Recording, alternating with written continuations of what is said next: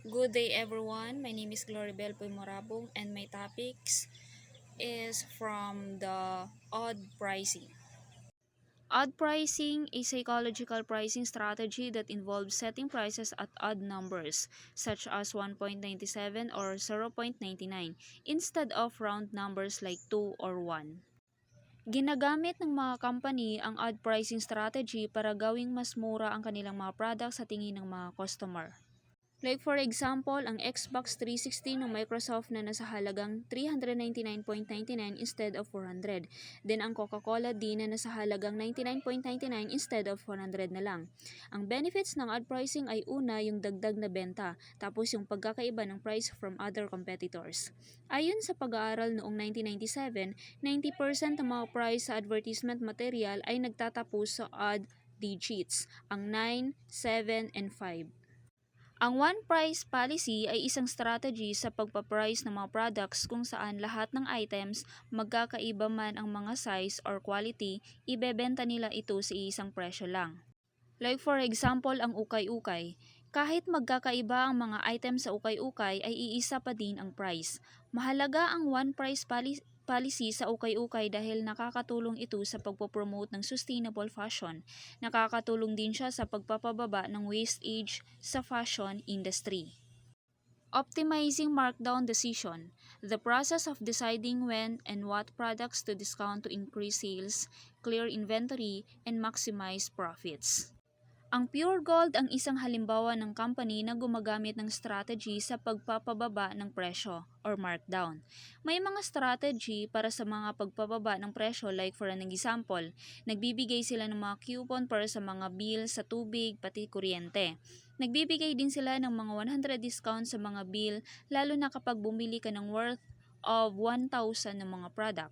May mga benefits din sa strategy like pagtaas ng mga benta, pagpapaba ng mga inventory at pagpapalawak ng market. Optional product pricing, a strategy where a company sells a core product at a lower price and then offers add-ons or accessories at a higher price.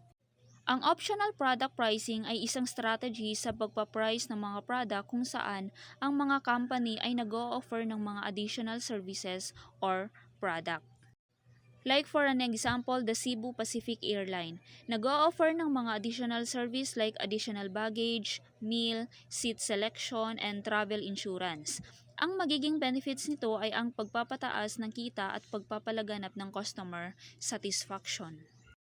Penetration pricing and non-financial objectives is a strategy where a company sets a low initial price for a new product or service to quickly gain market share, while non-financial objectives are goals that a business sets that are not related to making money. Ang penetration pricing ay isang strategy sa pagpaprice ng mga product or service kung saan ang presyo ay pinapababa sa simula para makaakit sila ng mga customer, pero pagkatapos ng promotion ay itataas na nila ang presyo. Like for an example sa mga services, mga promo sa mga new provider ng internet at iba pa. While ang purpose ng non-financial objectives naman ng isang company ay hindi nakakadepende sa pera o financial na benefits. Halimbawa, si Company A ay nagkaroon ng 90% customer satisfaction rate sa loob ng isang taon. Si Organization B naman ay magkakaroon ng 20% of higher productivity sa loob ng 2 taon. Si Company C naman ay magkakaroon ng 50% pagbaba ng reklamo ng mga customer sa loob ng isang taon.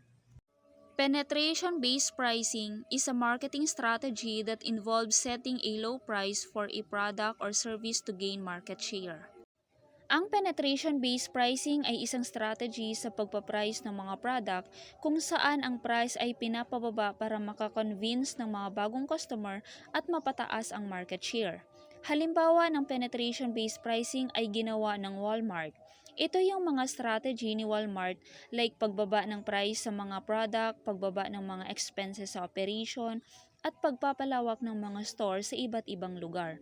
So ang result ng mga yun ay ang pagtaas ng market share ng Walmart, pagpapalaganap ng customer loyalty, at pagpapalawak ng market ng Walmart.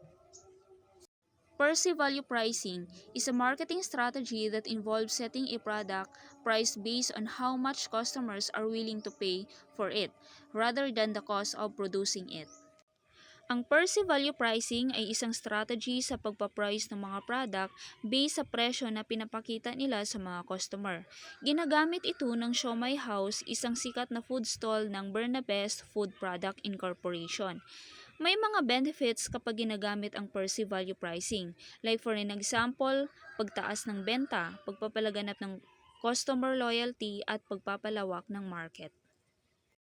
Periodic discounting, a pricing strategy that involves reducing prices in a pattern to differentiate a business from its competitors.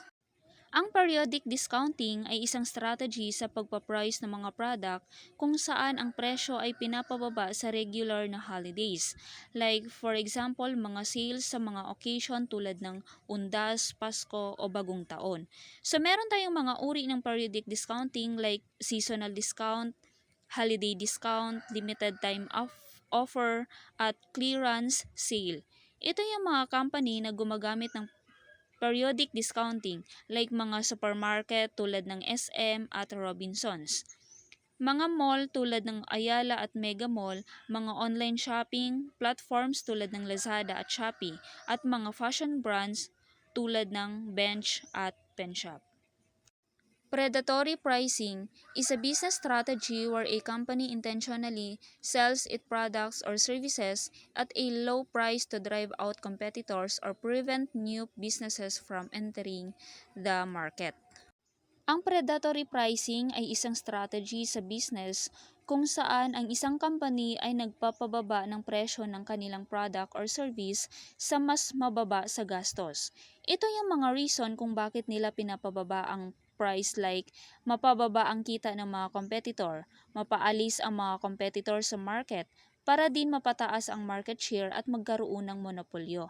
Like for example, Uber versus mga company ng taxi, Amazon versus mga company ng books, Google versus mga company ng search engine. Price sensitivity is a measure of how sensitive the quantity demanded is to its price. Ang price sensitivity ay ang kakayahan ng isang company na mag-adjust ng price ng kanilang product. Halimbawa nito, ang Buko Coco, isang popular na food cart business. Ang Buko Coco ay nag-offer ng iba't ibang sizes ng product, maliit man o malaki. Meron ding iba't ibang flavor like pandan, ube, halo-halo at iba pa. At merong logistics nationwide. And that's all. Thank you.